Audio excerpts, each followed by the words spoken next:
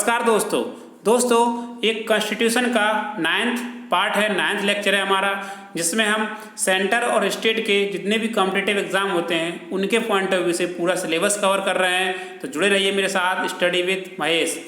तो ये fundamental right हम लोग देख रहे हैं, फंडामेंटल राइट्स मौलिक अधिकार का ये तीसरा लेक्चर है, तीसरा पार्ट है, जिसमें हम 2 पार्ट देख चुके हैं। इसके पिछले वाले पार्ट में हम लोग ने फंडामेंटल राइट्स का जो पार्ट देखा था वो राइट टू इक्वलिटी देखा था। उसमें आर्टिकल 14 से 18 तक देखा था, 18 तक कवर किए थे। अब ये दूसरा उसका पार्ट है जिसमें हम बात करेंगे राइट टू फ्रीडम की। 6 फंडामेंटल राइट थे, ये दूसरा फंडामेंटल राइट है। 7 थे वैसे तो, एक को हटा दिया, 6 बचे, तो दूसरा फंडामेंटल राइट देखेंगे हम लोग, राइट टू फ्रीडम की बात करेंगे इसमें। तो राइट टू फ्रीडम क्या है? ये स्वतंत्रता का अधिकार। इसके पहले मैं बता दूं, ये भाग 3 में आता है, फंडामेंटल राइट मौलिक अधिकार, पार्ट 3 12 से 35, तो अनुच्छेद 12 से 35 के बीच में। तो ये आपको स्वतंत्रता देता है, बहुत सारी चीज़ों की स्वतंत्रता है। राइट टू फ्रीडम है तो किस किस चीज़ की स्वतंत्रता है? तो स्वतंत्रता आपको है 6 प्रकार की स्वतंत्रता इसमें दी गई है। आर्टिकल 19 में 19 में 6 प्रकार की स्वतंत्रता दी गई है। फ्रीडम कौन से 6 प्रकार हैं कि आप भाषण दे सकते हैं, स्पीच, और आप अपनी बात रख सकते हैं, अभिव्यक्त कर सकते हैं, एक्सप्रेशन कर सकते हैं। तो अपनी बात रख सकते हैं। अब अपनी बात आप चाहे समाचार पत्र के थ्रू रखें, जिसमें आप का जो प्रिंट मीडिया, इलेक्ट्रॉनिक मीडिया दोनों आते हैं, जैसे न्यूज़पेपर, आप जितने भी न्यूज़पेपर चल रहे हैं आज हिंदुस्तान में कहीं भी, तो ये इसी के अंदर आते हैं। आर्टिकल 19 के अंदर फ्रीडम ऑफ प्रेस है, न्यूज़पेपर इसी में आता है। या फिर टीवी टेलीविज़न में जो भी आप देख रहे हो, कुछ भी चीज़ हो, एनीथिंग वो आपको इसी में आती है। तो एक प्रिंट मीडिया हो गई जो पेपर हो गया, एक इलेक्ट्रॉनिक मीडिया हो गई जो टीवी वगैरह और आप जो देखते हैं न्यूज़, वहाँ से आ गया। दूसरी, जैसे आप कोई भी एक्सप्रेशन कर रहे हो तो ये ज़रूरी नहीं कि प्रेस ही हो। जैसे कि आप मूवी में साफ साफ लिखा भी रहता है कि हमें किसी व्यक्ति या किसी भावना को हम ठेस पहुँचाना, मेरा कोई वो नहीं है ऐसा पर्पज़। तो ये उसका पार्ट है और इसमें साफ साफ अभिव्यक्ति की स्वतंत्रता दी गई है 19 में, तो ये भी उसी में आता है। तो बहुत सारी स्वतंत्रता इसमें आती है। तो फ्रीडम ऑफ प्रेस की जो स्वतंत्रता है वो 19 में आता है। तो ये क्वेश्चन यहाँ से कभी कभार बन जाता है कि प्रेस कौन से में आती है? प्रेस क्या डायरेक्ट संविधान में इसके बारे में कुछ लिखा है? डायरेक्ट नहीं लिखा है, इसको बाद में ऐड किया गया। 1956 में प्रेस की स्वतंत्रता आई, फ्रीडम ऑफ प्रेस, तो ये 19A के अंडर में आता है। फिर नेशनल फ्लैग की हम लोग बात करते हैं, तो राष्ट्रीय ध्वज की, इसकी हमारे पास स्वतंत्रता है, लगा सकते हैं, घूम सकते हैं। नेशनल एंथम की हमारे पास स्वतंत्रता है, चाहे तो कोई ऑब्लिगेशन नहीं है इसे 19A कि नहीं इसको गाना ही या नहीं गाना, वो आपके ऊपर डिपेंड करेगा। तो ये भी एक स्वतंत्रता है। कौन से केस में मिली? विजय मैनुअल बनाम स्टेट ऑफ केरला में। ये आपको कहा गया कि आपको कोई ये बाइंडिंग नहीं है, आपका ये फंडामेंटल राइट्स है, मौलिक अधिकार है। आप नेशनल एंथम गा भी सकते हैं और नहीं भी गा सकते हैं। नेशनल फ्लैग की आप लगा सकते हैं, घूम सकते हैं कहीं, तो ये भी आपको एक फंडामेंटल राइट देता है, आर्टिकल 19। प्रेस की स्वतंत्रता हम लोग देख ही लिए, बहुत इंपॉर्टेंट जिसमें जो चीज़ रही। दूसरी, जैसे हम लोग कुछ विज्ञापन या कुछ आर्टिकल हम लोग को छापना है तो वो भी 19 में आएगा। फोन टैपिंग के विरुद्ध अधिकार, आपका कोई फ़ोन टैप नहीं कर सकता है, तो ये आपकी प्राइवेसी का एक हनन है, तो ये भी आर्टिकल 19 में आता है। जैसे सरकार का इलेक्ट्रॉनिक मीडिया पर एकाधिकार नहीं, इलेक्ट्रॉनिक मीडिया पर सरकार बोले तो हमारी मोनोपोली है, तो वो भी नहीं, तो वो भी एक फंडामेंटल राइट्स का एक हनन है। और फोन टैपिंग का ही फंडामेंटल राइट्स का हनन है, तो वो भी नहीं कर सकता है। अब प्रदर्शन कर रहा है या विरोध कर रहा है तो वो आपका अधिकार है, शांतिपूर्वक होना चाहिए, हड़ताल का अधिकार नहीं है आपको। प्रदर्शन करना, विरोध करने का अधिकार है, हड़ताल का नहीं है, शांतिपूर्वक होना चाहिए। तो ये अधिकार आपको कुछ दे रखे हैं। और भी सारे, जैसे शांति का अधिकार, शांत रहना है, तो ये अधिकार आपको 19 में मिल जाएंगे। इसके बाद फिर दूसरा जो आता है, 6 बताए थे हम, तो पहला होगा। दूसरा आता है शांतिपूर्वक जुलूस और सम्मेलन का अधिकार, right to assemble peacefully and without arms. तो ये जो कहता है कि आप शांतिपूर्वक जुलूस निकाल सकते हैं, सम्मेलन कर सकते हैं, कुछ मतलब मीटिंग बना सकते हैं, कुछ लोग बैठ के बात कर सकते हैं, और अपना जो भी अधिकार है वो सारे पीसफुली होने चाहिए। आर्म नहीं होना चाहिए वहाँ पर, कोई हथियार, और ये नहीं कि आप असेंबली बनाए, कोई मीटिंग कर रहे हैं, 100-150 या 1000 लोग, 2000 लोग वहाँ पर हथियार ले ला के पहुँच गए हैं, तो ये नहीं है। इसके पहले मैं एक चीज़ बता दूं कि ये जो अधिकार हैं जो 19A में दिए गए हैं या किसी में दिए गए हैं, ये आपको ऐसा नहीं, इस पर रिजनेबल रजिस्ट्रेशन लगाई जा सकती है, एक उचित प्रतिबंध लगाया जा सकता है। उचित प्रतिबंध किस किन दशाओं में लगाया जा सकता है वो मैं बता दूं। जैसे भारत की एकता और अखंडता की जब बात आती है, इंटीग्रिटी इंडिया की, और जब इंटीग्रिटी की बात आती है तो वहाँ पर ये आपको कुछ रोक लग सकती है इन अधिकारों पे, आपके ऊपर कुछ रिस्ट्रिक्शन लगाए जा सकते हैं इन अधिकारों को लेके। रीजनेबल होगा, तार्किक होगा। जहाँ संप्रभुता की बात आती है, सॉवरेनिटी की बात आती है इंडिया की, वहाँ पर भी जहाँ पर सुरक्षा की बात आती है, सिक्योरिटी की बात आती है देश की, तो वहाँ पर भी आपको ये अधिकार रोक सकते हैं। जहाँ पर जैसे कोई फॉरेन कंट्री है उससे आप संबंध की बात आती है, उनसे रिलेशन, उनसे मित्रतापूर्वक संबंध की बात आती है, वहाँ पर रोक सकते हैं। न्यायालय की अवमानना है, कंटेम्प्ट ऑफ कोर्ट है, या किसी अपराध में संलिप्त हैं, तो ये सब चीज़ों में आपको यहाँ पर ये आर्टिकल 19 से वंचित किया जा सकता है। कुछ दिशाओं में रीजनेबल रिस्ट्रिक्शन होगा, रीजनेबल उचित होगा, लेकिन जानते हो गवर्नमेंट उचित के अंडर में फिर क्या क्या कर देती है, तो वो आप ही जानते हैं सब चीज़ों को। फिर मैं दूसरा देख रहा था कि आपको ये अधिकार है कि आप जुलूस निकाल सकते हैं और सम्मेलन कर सकते हैं, एक जगह मीटिंग बुला सकते हैं और मीटिंग इकट्ठा कर सकते हैं, लेकिन जो मीटिंग होनी चाहिए, जो जुलूस निकालना चाहिए, वो आपको विदाउट आर्म होना चाहिए, हथियार ले ला के वहाँ ना पहुँच जाएँ। हथियार लेके पहुँच जाए तो फिर ये आपका अधिकार नहीं है। फिर आप ये नहीं कर सकते कि हमारा फंडामेंटल राइट है ये, तो आप बैठक में भाग ले सकते हैं, अपना अधिकार के थ्रू इसमें प्रदर्शन कर सकते हैं, शांतिपूर्वक सम्मेलन कर सकते हैं, तो ये आपको इसमें मिलेगा। सेकंड में 6 है, तो दूसरा बता रहा है मैं। तो इस सब में भी कुछ रीजनेबल रिस्ट्रिक्शन है। इसमें क्या है, जब देश की अखंडता की बात आती है, एकता अखंडता की बात आती है, तो वहाँ पर आप लगा सकते हो। पब्लिक ऑर्डर की बात आती है, ये तो हर किसी में लगेगा, जनरल पब्लिक ऑर्डर, ठीक है। सार्वजनिक आदेश कि पब्लिक में कोई व्यवस्था खराब ना हो जाए, समाज में कोई व्यवस्था खराब ना हो, तो उसको ध्यान रखते हुए इसी के लिए तो आपका अधिकार हटा लिए जाते हैं, आपका अधिकार छीन लिए जाते हैं गवर्नमेंट के थ्रू। Public order. और ऐसा नहीं कि आप असेंबली कर रहे हैं, अपनी सभा कर रहे हैं, जुलूस निकाल रहे हैं, बैठक कर रहे हैं, प्रदर्शन कर रहे हैं और प्रदर्शन में हथियार लेके पहुंच गए, तो वो भी नहीं है। दूसरा प्रदर्शन ऐसा भी नहीं होना चाहिए कि रोड पे खड़े सब जाम कर दिए, ट्रैक जाम कर दिए, रेल की पटरी, लोगों को आने जाने में प्रॉब्लम हुई, तो वो आपका फिर अधिकार क्षेत्र नहीं है, वो आपका फंडामेंटल राइट नहीं है। शांति से करिए, किसी पब्लिक प्लेस में करिए, पब्लिक प्लेस में कर सकते हैं आप शांतिपूर्वक, आप अपनी बात वहाँ रख सकते हैं और वहाँ सम्मेलन कर सकते हैं, जुलूस निकाल सकते हैं वहाँ पर, तो बैठक में किसी में भाग ले सकते हैं, प्रदर्शन कर सकते हैं, तो वो आपका पूरा अधिकार है। फिर इसी में आपका जो थर्ड ये है राइट टू फॉर्म एसोसिएशन और यूनियन ऑफ कोऑपरेटिव सोसाइटी, संगम या संघ बनाने का अधिकार। ये संगम या संघ क्या है, तो पॉलिटिकल पार्टी आप लोग ने सुना होगा, तो पॉलिटिकल पार्टी भी इसी में आती है। पॉलिटिकल पार्टी आप बना सकते हो, ठीक है, राजनीतिक कोई पार्टियां हैं। और क्या बना सकते हैं आप, कोई क्लब है, कोई संगठन है, जैसे लेबर का संगठन हो गया, किसी मजदूर वर्ग का संगठन होगा, किसी का भी संगठन हो सकता है। कोई कंपनी है वो भी इसी में आ गई, कोई कंपनी है, कोई फर्म है वो भी इसी में आ गया। सोसाइटी है, कोई क्लब है, कोई ऑर्गेनाइजेशन है, ट्रेड यूनियन है, ये सब चीज़ इसी में आ गई, तो ये आप बना सकते हो। और राजनीतिक पार्टी दल जैसे कि भाजपा, बीजेपी, बीएसपी, सपा, ये सब इसी में आती है, ये राजनीतिक पार्टी इसी से बनती है। तो 19 फर्स्ट का सी पार्ट में तीसरा पार्ट है, उसी में आता है कि आप किसी को एसोसिएशन बना सकते हैं। एसोसिएशन का यहाँ मतलब संघ बनाने से हो गया, या यूनियन बना सकते हैं, तो एक ग्रुप बना सकते हैं, राजनीतिक पार्टी बना सकते हैं। सीधी बात ये है, कोई भी पार्टियाँ बना सकते हो, कोई भी संगठन बना सकते हो, कोई भी ऑर्गेनाइजेशन बना सकते हो। इसमें भी वही है कि भारत की एकता अखंडता पर ना कोई प्रभाव पड़े, पब्लिक लॉ और ऑर्डर ना बिगड़े, सार्वजनिक आदेश, नैतिकता का आपको ध्यान रखना होगा। ये चीज़ आपको ध्यान रखनी होगी। अगर ये चीज़ बिगड़ती है तो फिर ये भी आपसे छीन लिया जाएगा। सॉवरेनिटी का भी ध्यान रखना होगा, तो ये भी आपसे छीन लिया जाएगा, तब भी ये नहीं होगा। फिर जो नेक्स्ट है, फोर्थ है, वो right to move freely without throughout the territory of India, मतलब फ्रीडम ऑफ मूवमेंट की बात करते हैं। मूवमेंट कर सकते हैं हम।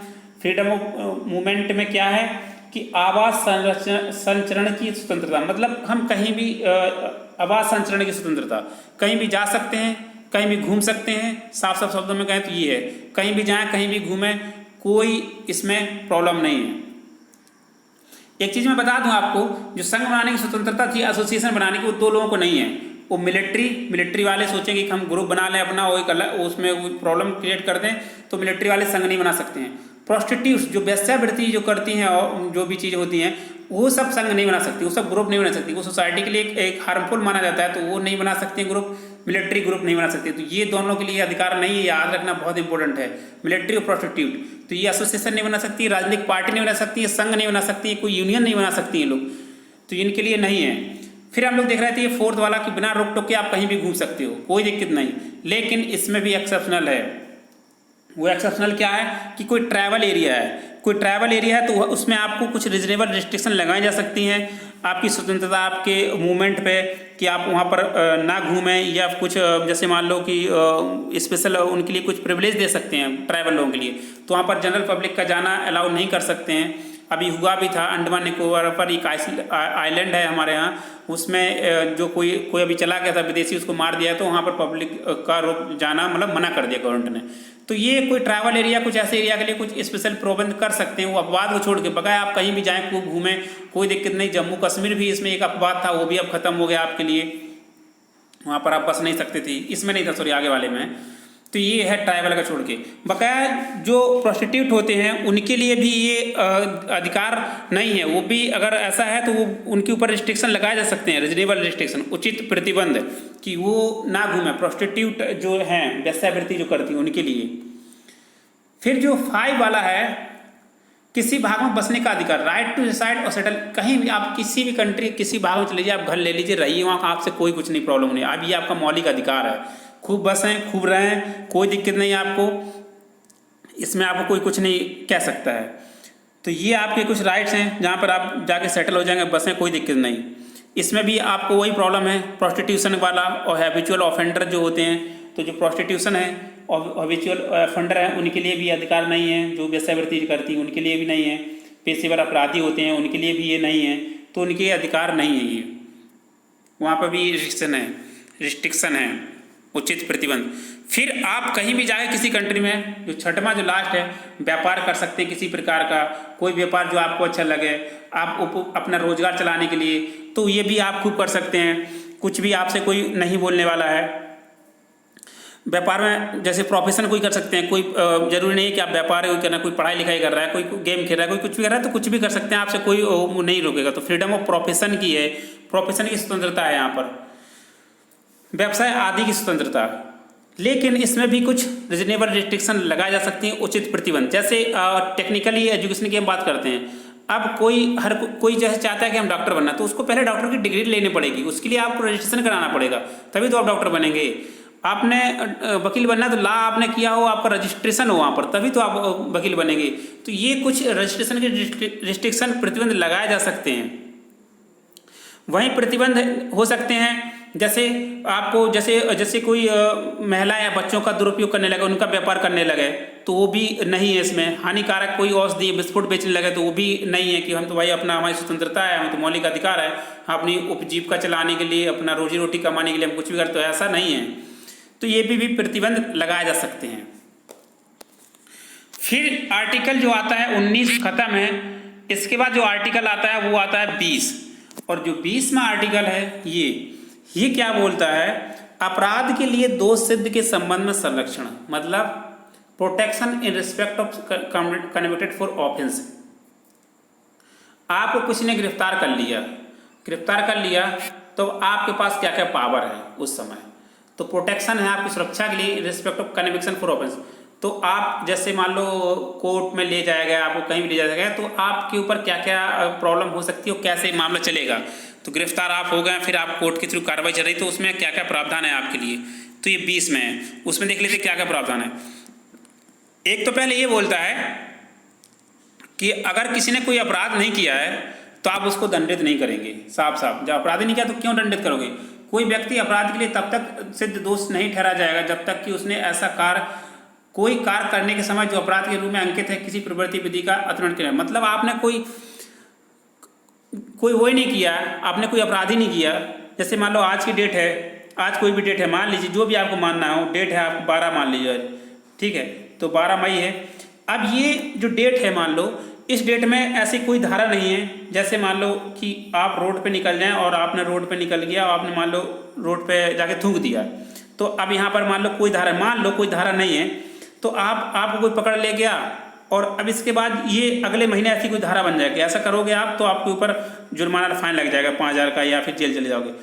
अब ये 2 महीने बाद केस बना, तो ऐसा नहीं कि आपने 12 पिछले महीने किया था, पिछले साल किया था, तो आपको पकड़ के ले गए, ऐसा नहीं कर सकते हैं, ठीक है। तो क्योंकि उस समय कानून था ही नहीं, कानून नहीं था, तो आप उस पर सजा नहीं चलेगी।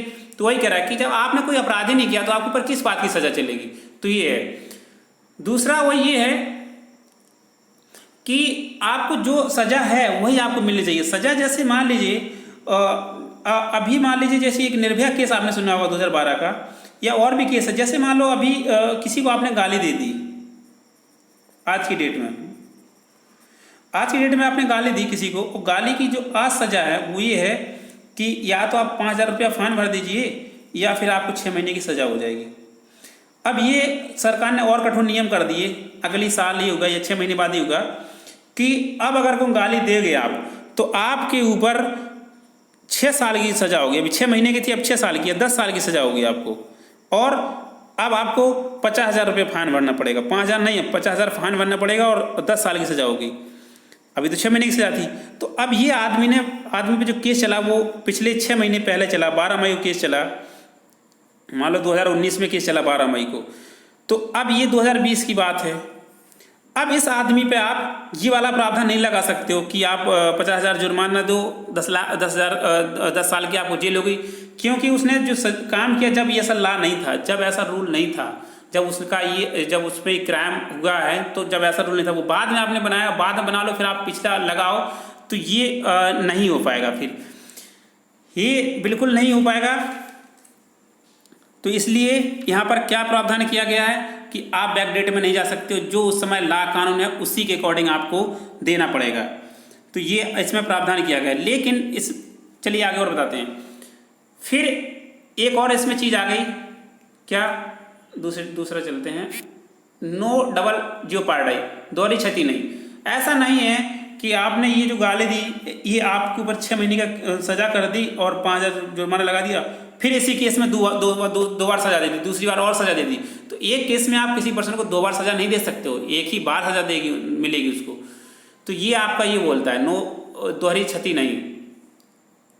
अब आप पकड़ ले गए, आपने कोर्ट में पेश किया उस आदमी को, और वो पर्सन को आपने कोर्ट में पेश किया, आप उसको ज़बरदस्ती मजबूर नहीं कर सकते हो कि अपने खिलाफ आप गवाह दो। अपने खिलाफ क्यों गवाह देगा वो? तो आप उसको ज़बरदस्ती बात नहीं कर सकते हो, उसको मजबूर नहीं कर सकते हो, उसको कंपेल्ड नहीं करेंगे आप उसको कि आप अपने खिलाफ गवाह दे। तो ये 3 चीज़ें हैं कि जब आपको कोई क्राइम करोगे तभी आपको सज़ा होगी, और जिस डेट में जो क्राइम हुआ उस डेट में वही सज़ा थी वही सज़ा मिलेगी। ऐसा नहीं कि कुछ संशोधन हो गया तो सज़ा बढ़ा दी तो आपको बढ़ी मिलेगी, नहीं, वो जिस डेट में थी उसी डेट में आपको वो सज़ा मिलेगी। जैसे निर्भया वाले केस में भी हम लोग देखे थे, उसके बाद फिर फांसी की सज़ा हुई थी, और फांसी की सज़ा का प्रावधान हुआ था, लंबे जो संशोधन हुए थे कि 12 साल या जो भी है, मतलब नाबालिग उनके साथ ऐसा होता है तो फांसी से, तो अब वो जो आने वाले लोगों के लिए लागू होगा ना कि उसमें लागू होगा। उसमें तो फिर रेयर टू रेयर केस देखा गया, वो अलग मैटर है। तो कहने का मतलब ये है, जिस कानून में जिसमें अब आपने अपराध किया वो कानून उस समय लागू है वही लगेगा। अगले बार आप संशोधन करोगे तो वो नेक्स्ट लोगों के लिए लागू होगा, अगले लोगों के लिए। और 2 बार एक आदमी के लिए, एक ही केस के लिए 2 बार सज़ा नहीं दे सकते हो आप। और इसके बाद आप अपने स्वयं आदमी को, स्वयं पर्सन को आप बात नहीं करोगे, मजबूर नहीं करोगे, उसको कंपेल्ड नहीं करोगे कि अपने खिलाफ वो गवाह दे। तो ये है 20। लेकिन इसमें कुछ रीजनेबल रिस्ट्रिक्शन लगाई जा सकती हैं। जैसे हम बात करते हैं कि अभी ये केस कर रहे थे कि पुराना अगर कोई कानून है, जब कोई भी क्राइम हुआ उसी के अकॉर्डिंग वो कानून पे आप सज़ा देंगे। अगर जो कानून में संशोधन होगा तो वो अगले बार के लिए लागू होगा। लेकिन वही जब मैटर आता है टैक्स का और दूसरी चीज़ों का, जैसे मैटर आता है सिविल वाला और टैक्स का, तो आप पुराने कानून से भी लागू कर सकते हो कि ये कानून आज बनाया मान लो 2020 में, तो ये कह दें 2017 से लागू है, तो हाँ बिल्कुल है 2017 से लागू। इसमें टैक्स वाले मैटर में और सिविल वाले में कर सकते हैं, लेकिन क्राइम वाले में ऐसा नहीं कर सकते कि 2020 में कानून बनाया और 2017 में से लागू था ये कानून, तो ऐसा नहीं हो सकता है, पिछले डेट में नहीं जा सकते हो आप। तो ये है प्राण और देह की स्वतंत्रता की बात की गई है आर्टिकल 21 में। प्राण की स्वतंत्रता और देह की स्वतंत्रता आर्टिकल 21 में। पर्सनल की लाइफ, किसी आदमी की लाइफ, उसकी ज़िंदगी की और पर्सनल लिबर्टी को, स्वतंत्रता की हम सुरक्षा की गारंटी देते हैं। सुरक्षा करेंगे, प्रोटेक्शन करेंगे उसकी ज़िंदगी की, लाइफ का और पर्सनल लिबर्टी की और उसकी स्वतंत्रता की और उसकी ज़िंदगी की हम प्रोटेक्शन करेंगे, उसको संरक्षण प्रदान करेंगे। तो ये आर्टिकल 21 बोलता है प्राण की स्वतंत्रता और देह की स्वतंत्रता आपको मिलेगी, स्वतंत्रता मिलेगी आपको, उसकी आपकी लाइफ का आपको जीने का अधिकार मिलेगा। 21 में ये बोलता है डायरेक्ट। तो 21 में आपको जीने का अधिकार मिल गया, बहुत अच्छी बात है। इसमें बहुत सारे अधिकार मिले। पहले तो कैपिटल पनिशमेंट के अंगे से अधिकार मिल गया, अनुच्छेद 21 मृत्यु दंड, कि आपको मृत्यु दंड नहीं होगा, फांसी जिसको बोले हैं, फांसी नहीं होगी। तो फांसी का प्रावधान हमारी कंट्री में है, कई कंट्रियों में नहीं है, लेकिन हमारी कंट्री में है जो रेयर टू रेयर केस में है। रेयर टू रेयर केस का मतलब होता है कि जब ऐसी स्थिति आ जाए कि मानवता बर्बरता पहुंच जाए, मतलब ये ऐसा केस हो कि जहां मानवता चूर चूर हो जाए, मानवता का नाम ही नहीं रहा है, तो वो रेयर टू रेयर केस आएगा और बकाया जो डिसाइड करेगा सुप्रीम कोर्ट करेगा रेयर टू रेयर केस क्या होगा, वहां पर फांसी की सजा का प्रावधान है हमारे यहाँ, बकाया नहीं है। तो ये 21वां कैपिटल पनिशमेंट की बात करता है, ये आपका मौलिक अधिकार है कि इसमें आप अपने जाके जा सकते हैं, तो ये 21 में आता है। इसके बाद आप एक और वर्ड सुने होंगे, सुख मृत्यु, right to euthanasia. Right to euthanasia है क्या ये एक्चुअली ऐसा है जैसे कोई पर्सन इतना ज़्यादा बीमार है या इतना ज़्यादा परेशान है अपनी लाइफ से, इतना ज़्यादा बीमार हो गया वो कि उसको लग रहा है कि हमारी लाइफ एंड हो जाए, हम मर जाएं तो हमारे लिए बेटर है। तो ऐसी स्थिति जब उसकी बने, इतना बीमार है वो कि वो लगे कि हम मर जाएं बेटर है, तो उसको बोलते हैं यूथेनेसिया। तो उसको फिर जब हम कोई इंजेक्शन से या किसी से मार दें तो वो यूथेनेसिया कैटेगरी में आता है। सुख मृत्यु उसको बोलते हैं कि सुखी की मृत्यु हो गई, लेकिन हमारे इंडिया में अलाउ नहीं है। दो यूथेनेसिया होती है, एक एक्टिव एक पैसिव। एक्टिव मतलब ऐसा कि हम इंजेक्शन दे के या कुछ दे के उसको मार दें, तो वो एक्टिव यूथेनेसिया हो गया। एक दूसरा ऐसा कि जैसे वो किसी इक्वापमेंट पर टिका है, मान लो वो ऑक्सीजन पर टिका, ऑक्सीजन उसके लगी है और ऑक्सीजन आप हटा दो तो ऑटोमेटिक वो मर जाएगा, तो पैसिव यूथेनेसिया हो गई वो। तो पैसिव यूथेनेसिया हमारे यहाँ अलाउ है, एक्टिव नहीं है कि कोई इक्वापमेंट हटा लो, ठीक है, डायलिसिस चल रहा है, किडनी का डायलिसिस हटा लो, मर जाए वो, तो अगर वो चाहता है तो ठीक है, लेकिन उसमें भी अलाउ है तो उसमें परमिशन लेनी पड़ेगी उससे, घर वालों से, जो भी उसका संरक्षक होगा तब जाके होगा, कोर्ट से परमिशन लेनी पड़ेगी, बहुत मैटर होगा। हमारे अलाउ नहीं है ये। फिर इसी में आता है राइट टू इन्फॉर्मेशन, बहुत इंपॉर्टेंट है, सूचना का अधिकार। ये इसने तो पूरा सब कुछ बदल दिया। और ये राइट टू इन्फॉर्मेशन है, ये आर्टिकल 19 का ए जो भी पढ़ाए थे और 21 दोनों में आता है। राइट टू इन्फॉर्मेशन क्या है, आपको किसी गवर्नमेंट की या किसी कोई भी संस्था से आपको कुछ सूचना चाहिए हो तो आप मांग सकते हैं आसानी से, तो उसको विधिक राइट कहा गया, हमारे यहाँ लीगल राइट कहा गया। ये इसमें 5 अध्याय हैं, 30 धाराएं हैं। 15 जून 2005 को पारित किया गया और 12 अक्टूबर 2005 से लागू हो गया। दोनों डेट पूछी जाती है, खूब पूछी जाती है एग्जाम में। कब इसको पारित किया, तो 15 जून 2005 को। कब लागू गए, 12 अक्टूबर 2005 से लागू हुआ। ये डेट दोनों याद रखना, बहुत इंपॉर्टेंट डेट है। पहला देश कौन सा था जिसने आरटीआई लागू किया, वो स्वीडन था। पहला राज्य अगर हम इंडिया में बात करें तो मध्य प्रदेश है, और साउथ अफ्रीका में इसको संवैधानिक अधिकार है।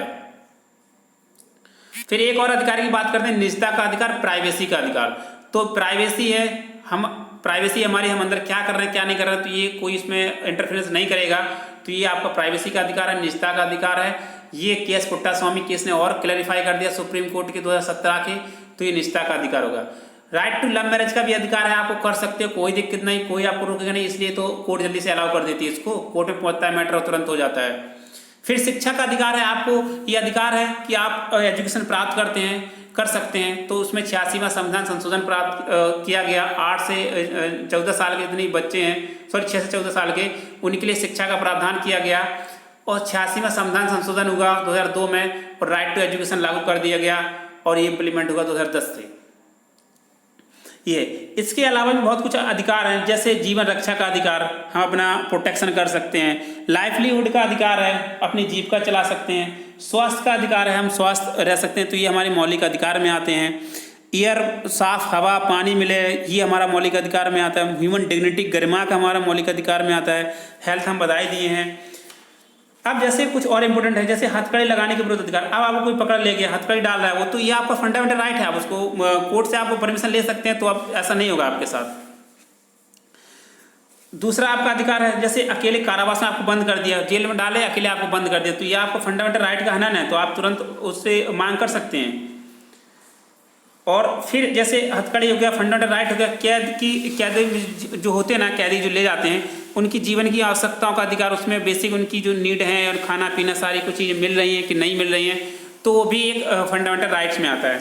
और भी सारी चीज़ें, यात्रा करने का अधिकार, फांसी के विरोध बताए दिए, हथकड़ी का बताए दिए, तो ये फंडामेंटल राइट है।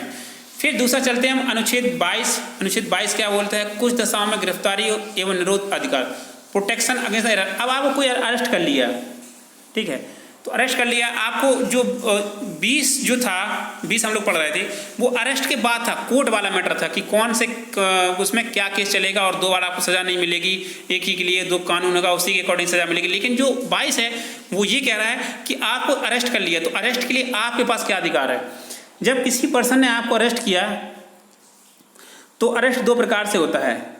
एक तो प्यूनिटिव डिटेंशन, अरेस्ट करने का दो हो सकते हैं, दो टाइप हो सकती है। एक तो प्यूनिटिव डिटेंशन, एक प्रिवेंटिव डिटेंशन।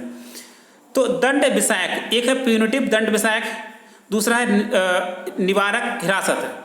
तो इसका जो प्यूनिटिव है दंड विषयक ये है कि आपने कोई अपराध किया और आपको दंड देने के लिए आपको गिरफ्तार कर लिया। एक प्रिवेंटिव है, निवारक है, ये कहता है कि कोई उसको लग जाए, किसी गवर्नमेंट को या कोई ऑर्गेनाइजेशन को, पुलिस व्यवस्था को, किसी को भी, कि इस आदमी से समाज में रोष फैल सकता है, कोई प्रॉब्लम हो सकती है, ये कर सकता है, तो उसको पहले ही गिरफ्तार कर लेते हैं उसको। तो ये दो प्रकार का होता है। तो अभी हम बात करेंगे प्यूनिटिव डिटेंशन की, दंड विषयक, जब कोई आदमी गिरफ्तार होता है क्योंकि उसने कुछ क्राइम किया है और क्राइम के लिए उसको सजा देना है, तो उसकी हम बात करेंगे। तो उससे कुछ अधिकार हैं। ये तो आपको ये बताना पड़ेगा कि किस ग्राउंड पे आपने उसको अरेस्ट किया, क्यों आपने उसको गिरफ्तार किया, पुलिस को ये बताना पड़ेगा 100%। और उसको फिर अधिकार हैं कि जब वो गिरफ्तार हो भी गया तो उसको लीगल प्रैक्टिशनर हैं, जो वकील है, उनसे आप मिल सकते हो, उनसे अपना वकील कर सकते हो, और वो आपके अधिकार हैं।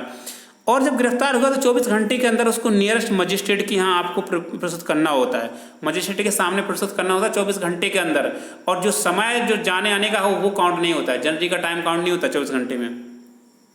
और अगर वो गिरफ्तारी सही नहीं है तो मजिस्ट्रेट को छुड़वा देता है। लेकिन जब प्रिवेंटिव डिटेंशन की बात आती है, निवारक हिरासत की, जैसे मान लो किसी को लग जाए, गवर्नमेंट को या पुलिस व्यवस्था को, कि इस आदमी से प्रॉब्लम हो सकती है समाज में, इस समाज के लिए खतरा है, तो उसको पहले ही गिरफ्तार कर लेते हैं, उसको क्राइम करने से पहले। उसको बोलते हैं प्रिवेंटिव डिटेंशन, निवारक हिरासत। तो उसके लिए कुछ लाभ बनाए गए, जैसे NSA के थ्रू उसको गिरफ्तार कर लेते हैं। नेशनल सिक्योरिटी एक्ट है, राष्ट्र की सुरक्षा खतरे में, तब 1981 से लागू है। अनलॉफुल एक्टिविटी प्रिवेंशन एक्ट, जैसे कुछ गतिविधियां, गैर कानूनी गतिविधियां कर सकते हो आप, 2004 से लागू, तो आप गिरफ्तार कर सकते हो। तो आपको फिर ये अधिकार नहीं है कि आपको कोई बताए कि क्यों गिरफ्तार किया, या आप तुरंत, जैसे मान लो 24 घंटे में मजिस्ट्रेट के यहाँ पहुंचे, तो ये फिर अधिकार नहीं मिलेंगे आपको। और भी है, जैसे प्रिवेंशन ऑफ टेररिस्ट एक्ट को रोकना, पोटा को 2002 में जो लगाया गया था। और भी है maintenance of internal security act, Misa, ये अधिकार हैं कुछ। तो ये अधिकार 22 है जब आपको गिरफ्तार करते हैं, तो उस समय के आपको ये अधिकार हैं। और वो जो 20 था वो आपको गिरफ्तार के बाद जो कोर्ट और जो आपको लॉ और ऑर्डर व्यवस्था और जो आपको जो कह सकते हो कि जो कानून में जो नियम बनाया गया उसके अकॉर्डिंग सज़ा मिल रही कि नहीं मिल रही, और एक के बाद एक ही आदमी को एक ही केस में 2 बार सज़ा ना मिले, ये सब चीज़ों का वो 20 में किया गया है। तो ये मेरा लेक्चर यहीं पर ख़त्म होता है। अगर ये लेक्चर पसंद आता है तो लाइक करिए, और नहीं पसंद आता है तो डिसलाइक भी कर सकते हैं, कमेंट कर सकते हैं और बता सकते हैं कि क्यों ये पसंद नहीं आया, इसमें कुछ इंप्रूवमेंट या कुछ भी चीज़ है तो आप हमको सजेस्ट कर सकते हैं, सब्सक्राइब कर सकते हैं। जय हिंद, जय भारत।